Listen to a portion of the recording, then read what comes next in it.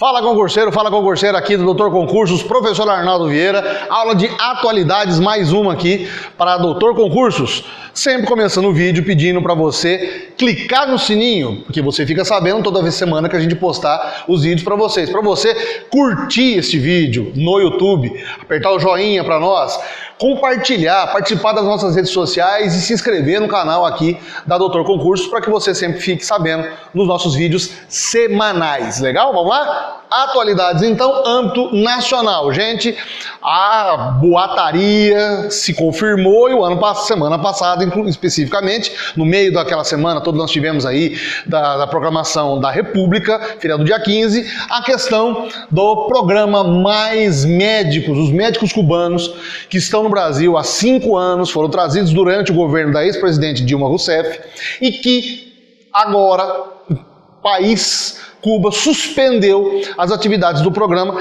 e vão repatriar 8.332 médicos que estavam atuando, médicos cubanos, que estavam atuando aqui no Brasil.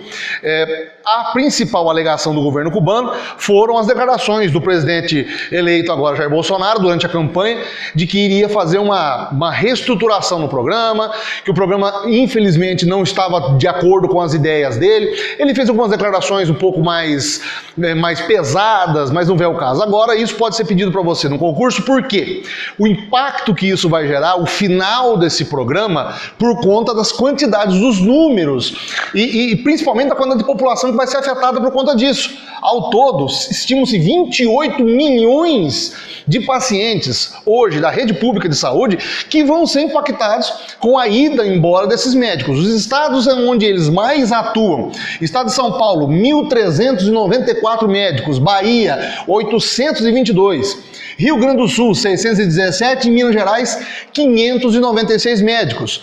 É bem verdade que existem médicos espalhados por todo o Brasil, nas cidades pequenas e fazendo os atendimentos básicos de saúde.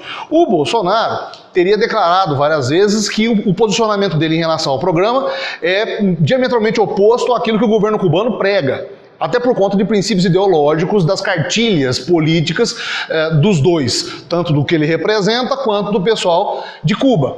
Mas o Bolsonaro teria dito que a partir de janeiro faria uma reestruturação no programa e colocando 3 cláusulas principais para isso. A primeira, o salário integral na mão dos médicos. Hoje, os médicos têm que ficam com só 30% do que eles recebem do governo. 70% do salário que eles recebem no Brasil vai para Cuba. 2, a possibilidade de trazer as famílias cubanas. Ou seja, atualmente o programa em vigor só faz com que o médico venha, a família fique lá. E a terceira possibilidade, a terceira modificação que ele faria, a questão da revalidação dos diplomas desses médicos em território nacional. Ou seja, esses médicos passariam por uma avaliação dentro do programa do Revalida, que faria com que habilitasse esse médico cubano para atuar no sistema de saúde pública aqui do Brasil. Bom, questões políticas à parte, o importante que você tem que saber, que você tem que gravar bem, é exatamente isso, o impacto que isso vai acabar gerando na saúde pública como um todo, e isso muito provavelmente é objeto de perguntas para vocês.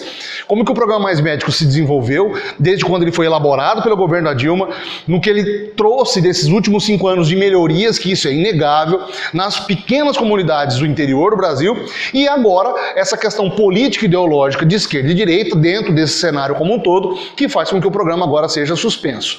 Algo para a gente continuar observando, para a gente sempre prestar atenção, porque isso é objeto de pergunta para você. Já no âmbito internacional, nós tivemos os incêndios acontecidos no estado da Califórnia, nos Estados Unidos. Incêndios que hoje, por enquanto, os números podem até aumentar. Mais de 60 mortos e 600 pessoas desaparecidas. A maioria dessas pessoas, idosos, pessoas acima de 60 anos. Os incêndios no hemisfério norte do planeta já não são novidade. Em 2017, Portugal sofreu com grandes incêndios, França sofreu com grandes incêndios. Portugal, inclusive, teve mais de 40% de todo o território português em 2016, 2017 queimado. Nos Estados Unidos agora, a onda de calor que atingiu inclusive o estado da Califórnia está causando vários problemas até de ordem econômica para o país. A Califórnia também é onde fica a Hollywood, por exemplo. Então, várias celebridades internacionais tiveram suas casas destruídas, porque, veja, é uma soma da temperatura muito alta, a seca muito grande nessa região, nessa época do ano, que está atingindo aquela região como um todo, e a propagação muito rápida das chamas por conta dos ventos. Então as casas são assim, incendiadas uma atrás da outra. Há uma cidade, por exemplo, a cidade de Paradise, que ela simplesmente foi varrida do mapa, a cidade inteira foi exterminada.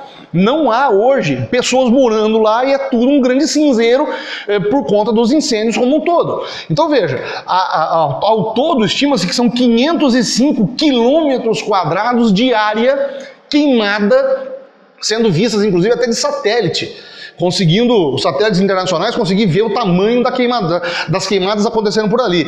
São 7.600 construções, casas que foram totalmente dizimadas. O governo norte-americano tem feito um jogo de empurra, culpando inclusive exatamente alguma falha de estrutura do governo da Califórnia por não conseguir controlar esses incêndios. Mas ainda assim, o grande desastre humanitário e ambiental vai ficar registrado.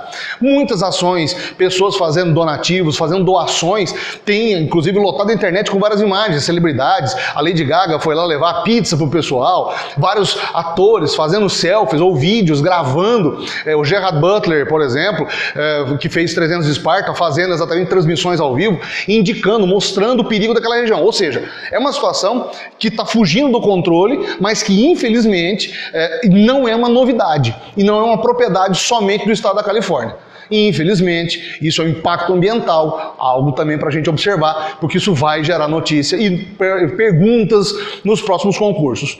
E o último assunto que a gente vai tratar, que aconteceu na semana passada e que é uma daquelas questões sempre diferentes que caem no concurso, mas que tem a ver com cultura recente e cultura pop, foi o falecimento do Stan Lee, aos 95 anos de idade. Stan Lee é o criador de vários super-heróis do universo Marvel, influenciou diretamente a cultura pop, as histórias em quadrinhos e, mais recentemente, os impactos da produção cinematográfica, né, nos últimos quase 20 anos aí. O Stan Lee era jovem ainda, pertencia a um estúdio de desenho, depois vai para a Marvel, se torna roteirista, argumentista, e começa a criar alguns personagens icônicos na cultura como um todo, da cultura jovem, e o impacto do que ele criou hoje a gente consegue sentir em uma série de produtos, não somente os filmes, jogos, vestuário, peças de vestuário, objetos de decoração, ou seja, uma criação artística que ganhou vida e hoje gera grandes volumes de dinheiro. Estima-se aproximadamente que ele teria arrecadado, a Marvel teria arrecadado algo em torno de 23 bilhões de dólares até o momento, só com as produções cinematográficas, com a transposição das histórias em quadrinhos para os filmes. Mais um ícone da cultura pop que tem que ser estudado e que de vez em quando cai essas perguntas, né? Pode questionar para você qual é o grande quadrinista falecido no ano de 2018 e o que é que ele trouxe para a inovação das histórias em quadrinhos como um todo. Stan Lee é um personagem muito provavelmente insubstituível dentro da cultura pop, da cultura geek mundial e que muito provavelmente ainda vai ser muito bem estudado. Por quê? Os personagens das histórias em quadrinhos que ele criava sempre continham uma espécie de conflito social, né? Ou sempre davam a margem a possibilidades de discussões de temas muito relevantes na própria sociedade. Os X-Men, por exemplo, representavam uma espécie de preconceito nos anos 60 aos diferentes. O personagem Homem de Ferro, por exemplo, é alcoólatra, trata exatamente tenta combater o alcoolismo. O personagem mais icônico do Stan Lee, que é o Homem-Aranha, é um adolescente que sofre bullying. Então, alguns temas que Stan Lee trabalhava nos anos 60 e 70, que hoje nós vemos como assuntos da sociedade como um todo e que muito provavelmente vai impactar demais várias gerações por aí por conta da criação dos heróis. Algo para a gente observar e sempre ficar antenado nessas perguntas que vão cair, exatamente essas perguntas diferentes que os concursos volta e meia exigem da gente. Tá ok? Bom, terminando o vídeo, pedindo para você novamente curtir e compartilhar o nosso vídeo. Se inscrever nos canais aqui de comunicação, daqui do Doutor Concursos, você clicar no sininho e você sempre participar com a gente dessa criação toda, desse trabalho todo que a gente faz com muito carinho toda semana para vocês, tá ok? Um grande abraço, pessoal, até semana que vem, um grande abraço!